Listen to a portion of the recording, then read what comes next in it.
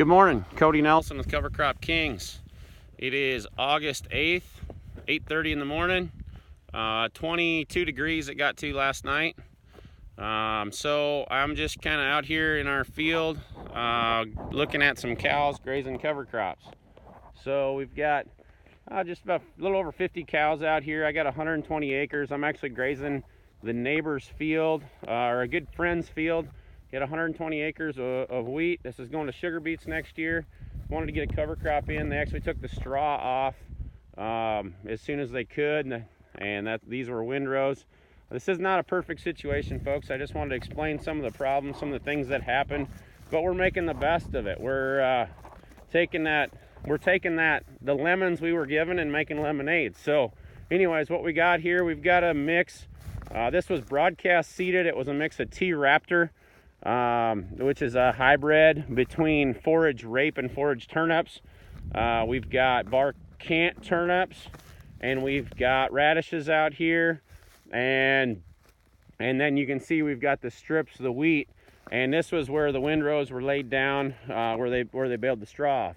This field will go to sugar beets next year, and so he'll still do a little bit of tillage. He's going to level this stuff out a little bit. So I just wanted to talk to you and show you some of the stuff we got going on. We're in Renville, Minnesota out here. So if you drew a line between Minneapolis and St. Paul and say Watertown, South Dakota, we'd be pretty close to directly in the middle of it. But I just wanted to show you, look at how these cows are just content as could be. They're kind of out there grazing. What we've done over here across the road is we got a water line running from that house just underneath a culvert under the road, and actually got it shut off right now. These 50 cows are they're going through about a quarter of a tank, which is a 250-gallon tank a day. So they're not drinking a whole lot of water.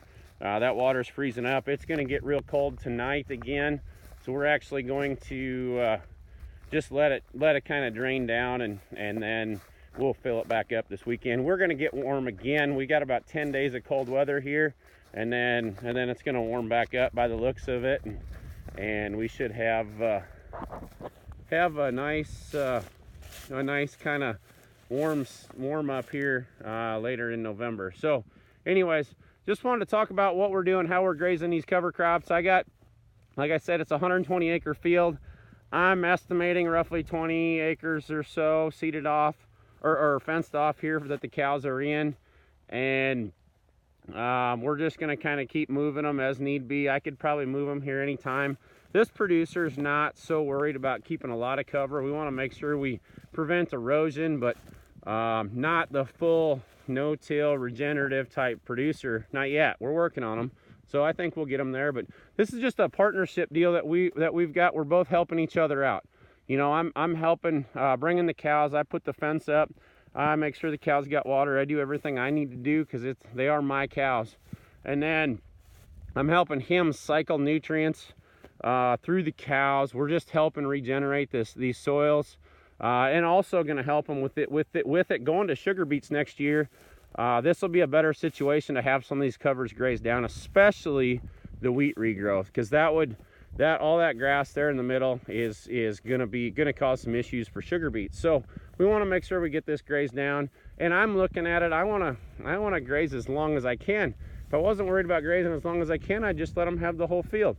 But I think there's some value to me to get this grazed kind of properly and work our way through. I fully expect to pull the cows off before we're out of feed, only because I don't have any protection out here. So I did two things. I broke one of my cardinal rules here, and that is my two main cardinal rules when I'm looking at working with another producer on grazing cover crops is I look for water access. I do have water access, like I said, right across the road. We just run a water line, and that works, but I don't have good protection. So but we've got some slope. There's some hills here. I think if it got real bad, I could probably find a portable windbreaker too we could bring out here, and we may have to do that.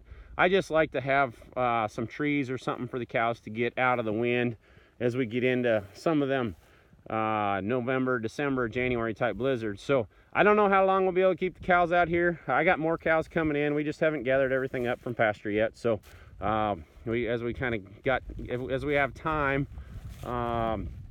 you know, in between working with everybody else, helping everybody else get this stuff figured out, we kind of go and get a load of cows here and there. So that's how I do it. But I've been doing this now for quite a few years, where we will work with other farmers and work with them on their cover crop stuff. I was not around that week they seeded this, and we didn't have the plan. I'd have probably done a different blend, just, you know, for grazing, but that's what just happened to be gone at the wrong time when they got this seeded. So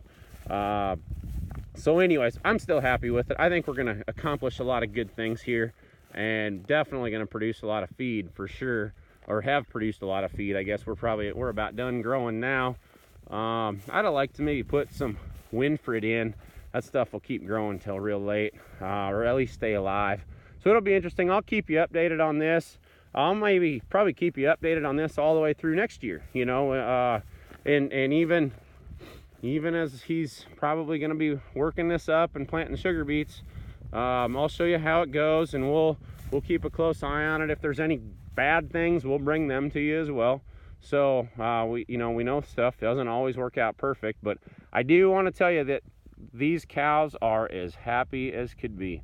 So they're very, very content. I've stopped out here. I usually check them once a day, get a couple calls from people. My dad drives by quite a bit, and he'll always give me a call and tell me the cows are in. And you know, when we look at the fencing, I just got a poly wire around the whole deal. Had it fenced in a short afternoon. Did not take long at all to fence this 120 acres. Did use steel corners, and I got these fiberglass posts. You see the insulator popped off of this one. I did have one cow jump over. Notice she jumped to the other side of the cover crops. She did not jump to the she did not jump out of the fence and into the ditch. And why is that? I get asked, aren't you scared these cows are going to get out? Absolutely not. As long as we've got feed in here, the cows aren't going to get out. They don't want to go anywhere. I mean, this is better feed than we could feed them. They're not going to go home and go on a bed and breakfast. I mean, they're going to get some basically CRP hay is what they're going to live on this winter.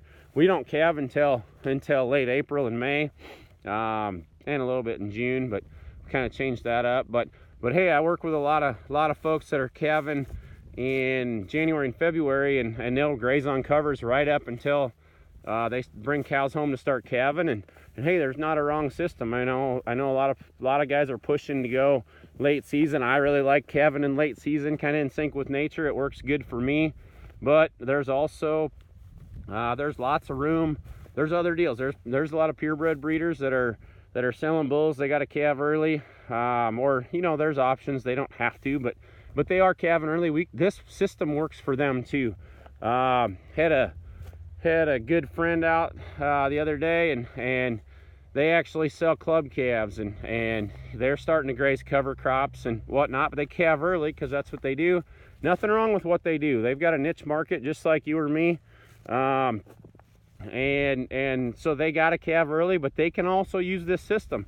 Actually, we were talking about bale grazing and how can they make bale grazing work, and I said, you know, they want to have them up. I said, well, it's easy. You just kick them out after they calve. Kick the pairs out. Set up a little calf shelter out there for them, so them calves can get in out of the weather, and them cows can be out there grazing and spreading their own manure and doing all that. So there's some things that can work. You know, they got to probably have a little higher quality hay than I have to that time of year, but that's just how it is. So, but this grazing cover crops thing, it works for everybody that's got cows. I mean, I don't want to hear I don't have time to build the fence, because I'll tell you what, in the time it took me to build this fence, it probably I would equivalent to 2 or 3 days of feeding cows, you know. So I don't want to hear that. We got plenty of time to get fence built. I'd rather spend a couple hours or a few hours or an afternoon, or even if it took you a whole day, I'd rather spend a whole day to build fence and then have these cows out here gaining weight. I mean,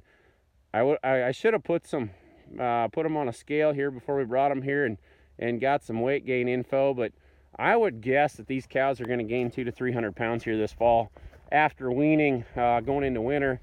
And we get in these cold Minnesota winters. there's a lot of value there in getting that extra weight on easy and cheap. So these cows are also out spreading their own manure. That's another expense I'm not going to have to inquire later on. So my goal is to feed cows, manually feed cows as short as possible, and as little as possible throughout the year. You know, I don't think we got to hold back when it's time to feed them. You know, you got to feed them, but the goal is to let them go out and harvest their own feed as long as possible. This is a good way to do that, even in Minnesota. So I know, I bet Gabe's up there talking right now. Big deal, the big soil health summit up in Bismarck. I sure wish I was up there, but couldn't make it. Had a few other things going on here we had to stick around for. So but I'll bet you they're talking about how they've been grazing cows up in North Dakota throughout the winter. So anyways, there's lots of people doing it. Everybody says it can't work here, but for every time that they say that, I can show them a neighbor or two that's making it work. So anyways, have a good day, folks. I'll get this uploaded. Make sure to like our page, subscribe. We sure like the video. We sure appreciate it. So I'm gonna leave it at that. I'm gonna go back and get in the pickup. It's a little chilly. Have a good day. Thank you.